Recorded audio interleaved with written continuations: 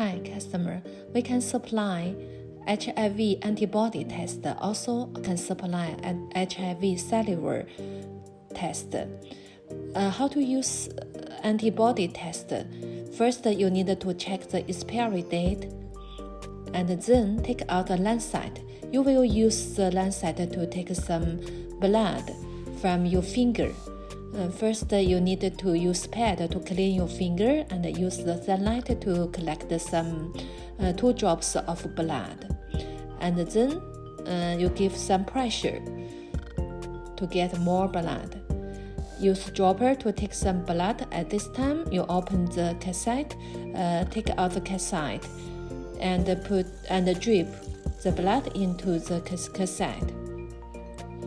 And then 3 drops of buffer in the cassette sample holes too.